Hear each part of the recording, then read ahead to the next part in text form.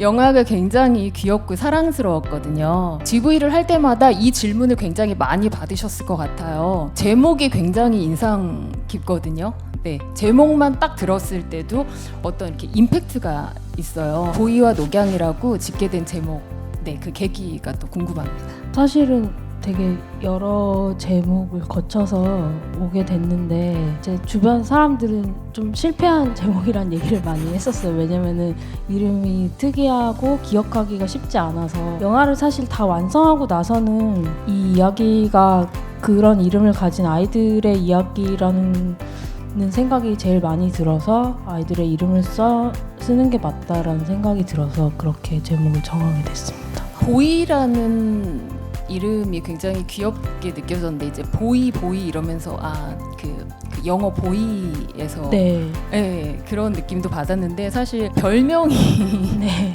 말씀드리기 굉장히 짓궂은 그런 별명이 있었잖아요. 그래서 처음에 그 배우들이 그 시나리오를 받았을 때 또 그 대본 리딩 같은 거를 했을 때 조금 당황하지 않았을까라는 생각이 좀 들었거든요. 어땠나요, 현장이? 사실 뭐 그 단어가 나오는 부분은 이제 그냥 그 캐릭터를 보여줄 수 있는 한 부분으로 생각해서 실제 연기한 배우분들도 크게 개의치 않고 그냥 대사를 한 것 같고요. 보이라는 이름 제가 정하게 된 이유도 사실 영어에서 왔다고는 하지만 처음부터 그 캐릭터에 맞게 조금 여자 친구들한테 많이 붙이는 그런 이름을 남자 친구한테 주고 싶다는 생각을 했었기 때문에 보이라는 이름이 나오게 되긴 했어요. 이 영화를 보면서 감독님이 정말 대놓고 웃기려고 작정한 것 같다 할 정도로 되게 재미있는 대사들, 재미있는 이렇게 씬들이 계속 이어진단 말이죠. 감독님이 평상시 좀 재미있는 분일까라는 생각이 들더라고요. 영화를 보면서. 네,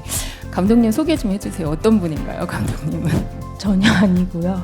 네, 저는 사실 영화 안에서 보이가 실제로 하고 있는 그런 캐릭터에 조금 더 가까운 성격이에요. 녹양이처럼 조금 대차고 좀 직진하는 그런 면을 가지고 싶다라는 생각에서 사실은 그런 캐릭터를 만들게 됐고요. 보이와 녹양이라는 캐릭터가 굉장히 이렇게 다르잖아요. 그러니까 영화를 보면서 저 또한도 나는 보이에 가까운 캐릭터일까? 아니면 나는 녹양에 더 가까운 캐릭터일까? 라는 좀 그런 생각을 한번 해봤거든요. 감독님은 이제 보이에 좀 가까운 분인 것 같다라는 생각을 좀 하신 것 같은데요. 안지호 배우님이 갖고 있는 그 마스크가 이렇게 안지호 배우님이 울면 막 저도 같이 울고 싶고 한 번 또 싹 웃어주면 너무 또 저까지 같이 이렇게 웃게 되는 그런 묘한 힘이 있는 그런 마스크가 아닌가라는 생각을 했거든요.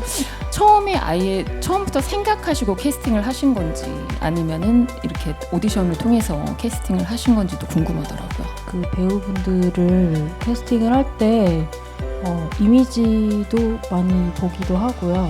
그리고 실제로 그런 성격을 조금 갖고 있는 분을 선호하기는 해요. 안지호 배우 같은 경우는 제가 실제로 만나봤을 때 좀 놀랍도록 보이랑 비슷한 면이 많이 보여서 사실 그냥 바로 캐스팅을 결정했었고요. 녹양이 같은 경우는 오디션을 보긴 봤는데 그 오디션 자리에서도 좀 주눅들거나 그런 면이 전혀 없이 되게 당당하고 그런 모습이 보여서 크게 고민하지 않고 역시 김주하 배우도 캐스팅을 하게 됐어요. 초반 장면 중에 그 이제 여자친구가 인공호흡 좀 해봐 막 이러면서 인공호흡 하려고 했는데 또 안 하는 장면이나 아니면은 또 중간에 갑자기 그 보이랑 배드씬이 나와요.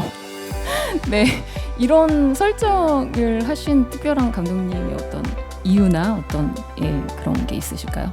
지금 말씀해주신 부분이 사실 어떻게 보면은 뭔가 좀 성적으로 다른 면을 비춰줄 수 있는 그런 개그 코드라고 볼 수도 있는데 사실 그런 쪽을 의도한 거는 아니었고요. 어른 같지 않은 어른이랑 반면에 어른스러운 어린아이가 같이 살게 됐을 때 그 벌어질 수 있는 해프닝, 같이 동거를 하게 됐을 때 그런 것들을 그냥 상상하다 보니까 자연스럽게 나온 지점들이었고요. 개인적으로 영화 그 중반부였나요? 보이가 집을 나갔다가 오랜만에 이제 집에 들어와서 혼자 이제 다큐멘터리를 보는데 그 흰색 늑대가 나오는 그 장면이 있어요.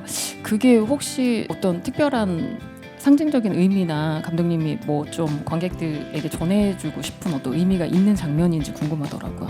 영화 안에 동물원도 나오고, 그러니까 보이라는 캐릭터가 그런 일상에서 보기 힘든 그런 동물을 좀 좋아한다는 설정이 있었는데, 이제 늑대라는 그 동물에 대해서 좀 찾아보다 보니까 어떤 외로운 뭐 어떤 것을 표현하는 그런 이미지보다는 실제로는 어떤 생활에 있어서 되게 가족적인 무리를 이루고 생활을 한다고 하더라고요. 그런 면이 좀 의외이기도 하고 이 영화랑 잘 맞는다고 생각해서 그 장면을 가져오게 됐어요.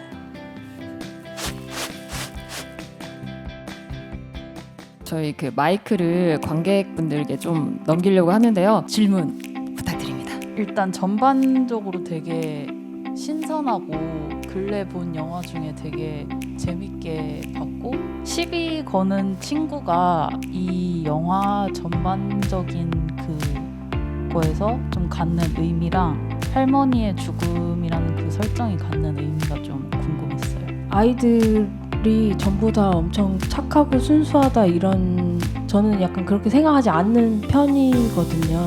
충분히 어른처럼 이기적이고 뭐 더 오히려 솔직히 사회화가 좀 덜 돼 있어서 더 직접적으로 누군가한테 상처를 줄 수도 있고 그런 성향이 더 잘 드러날 수도 있다고 생각해서 이제 좀 다른 모습의 그 친구들을 좀 보여주고 싶은 생각이 있었어요. 할머니의 죽음은 이제 어쨌든 노경이한테는 엄마 같은 사람이었고, 당연히 슬픈 일이지만 또 성장을 하는 데 있어서 어떻게 보면은 필수적으로 거쳐야 될 수 있는 누군가의 죽음이라던가 필요하다고 생각해서 마지막 장면에 이제 서현우가 보이 집에서 쿠션을 들고 나오는데 서현우 집인지 그 서현우랑 그 여자친구의 신혼집에 보이가 놀러 온 건지 약간 좀 그런 애매한 느낌을 주는 건가라고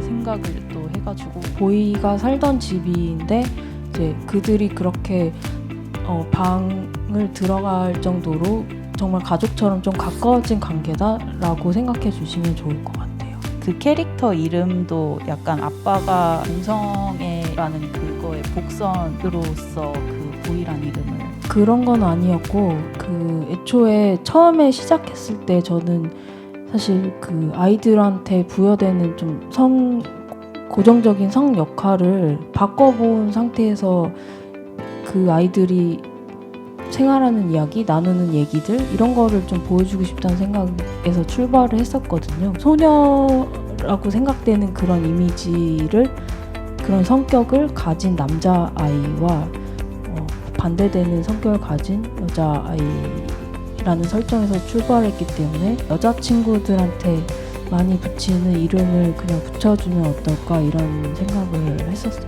저는 그 성욱이라는 캐릭터가 정말 마음에 되게 와닿았는데, 성욱이라는 캐릭터가 다른 인물들이 보기에는 막 사회적으로도 평판이 좋지 않거나 그렇게 볼 수 있는데, 정말 아이들에게 필요했던 모습을 갖춘 어른이 성욱이라고 느꼈어요. 저도 성욱 같은 어른이 되고 싶다, 아이들한테 그런 생각을 하게 됐는데, 감독님께서 이 성욱이라는 캐릭터를 구축하실 때 어떤 어른의 모습을 보여주고 싶었는지. 성욱이라는 인물을 만들 때 좀 더 어른이라는 존재가 아이들한테 친구처럼 느껴지면 어떨까. 사실 생각하는 게 크게 다르지 않다고 아까도 말씀드렸기 때문에 같은 선상에서 얘기를 충분히 할 수 있는데 왜 굳이 어른스러움이 동반돼야 하나 해서, 성욱은 어떻게 보면 그런 면에서 조금 좀 벗어난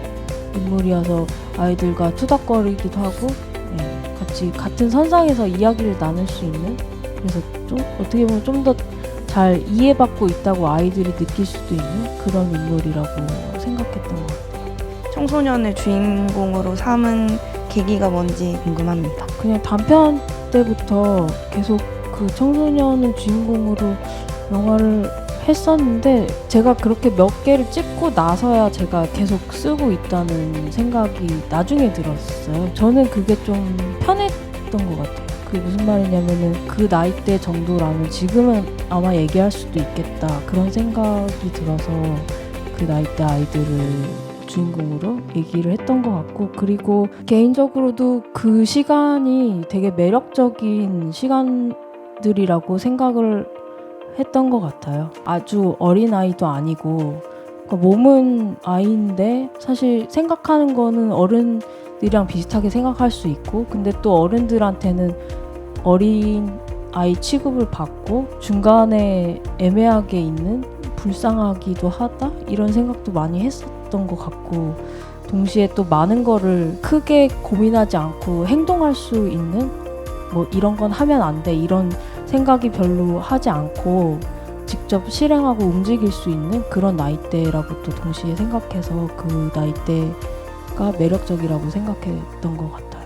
보이가 그 아버지의 동성애 장면을 목격하고 나서 한강에 들어갔잖아요. 근데 그 장면이 가진 의미가 어떤 걸 의도하신 건지 질문드리고 싶습니다. 사실 아빠가 이제 남자친구와 어떤 스킨십을 하는 것을 봤을 때 뭔가 제일 크게 보이한테 작용했던 감정은 저는 여전히 자기가 소외되어 있다라고 한 감정이라고 생각을 했어요. 혼란스러운 감정을 가지고 있는 건 맞는데 물에 들어간 거는 누군가는 자살이나 이런 쪽으로 생각하시는 분들도 있는데 저는 그런 쪽은 사실 완전 배제하고 싶었고, 그것보다는 한강이 수영장과는 다르게 어떤 바닥이 보이지 않고 깊이를 알 수 없기 때문에 사실 섣불리 들어가지 못한다는 생각을 했었는데, 그런 의미에서 뭔가 보이가 그냥 자기의 어떤 것을 그냥 시험해 보고 싶다? 복잡한 마음을 좀 가라앉히고 싶은 생각에서 들어왔다고 생각했어요.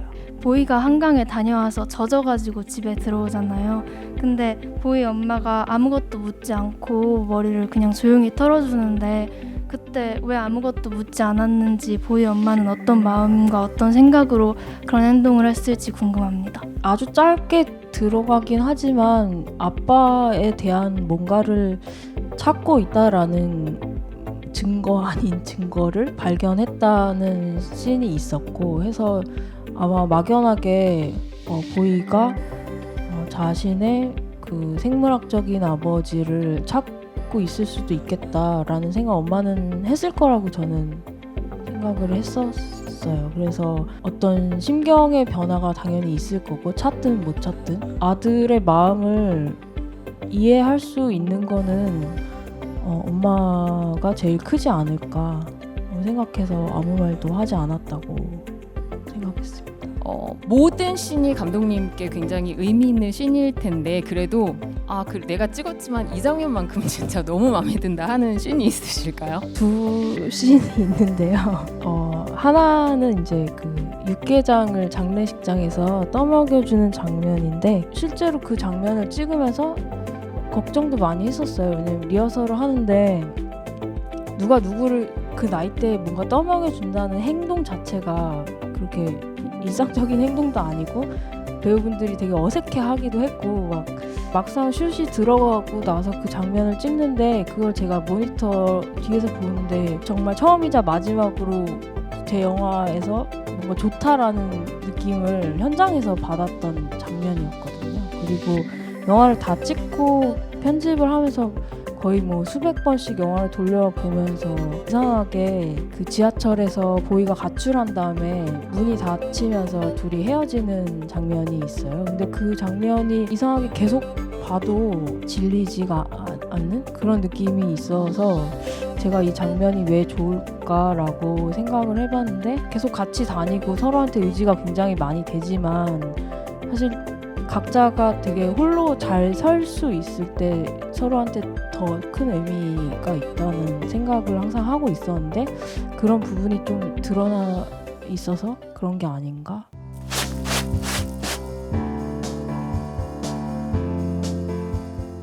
제가 19년도에 이 영화 처음 개봉했을 때 정말 보고 싶었었는데 그때 시험 공부하느라 바빠서 못 봤었거든요. 근데 이제 스크린으로 보이랑 녹양 만날 수 있게 좋은 기회 만들어주셔서, 그리고 감독님도 뵙고 질문도 할 수 있게 기회 만들어주셔서 너무 감사했습니다. GV를 하면서 뭔가 되게 같은 영화를 보더라도 다양한 요소에 있어서 각자가 갖고 있는 궁금증이 다르구나라는 생각도 했고, 그리고 사실 전 영화를 보면서 그 연출이 왜 의도됐을까를 그렇게 깊게 생각하지 않았는데 되게 그 하나하나 갖고 있는 의미를 되게 다양하게 담고 있다는 거를 깨달아서 되게 인상적이었습니다. 맨날 포스터는 본 적이 많았는데 제가 직접 본 적은 없었거든요. 그래서 궁금해서 보게 됐는데 일단 겨울에 봐도 다시 여름으로 돌아가고 싶을 정도로 그 감성이 너무 잘 담겨 있었고, 영화 전반적으로 소소한 행복이 되게 많이 숨어 있었던 것 같아요. 그래서 이 장면이 뭐라고 그렇게 슬프고 이 장면이 뭐라고 그렇게 재밌고 되게 울고 웃으면서 즐겼던 것 같습니다.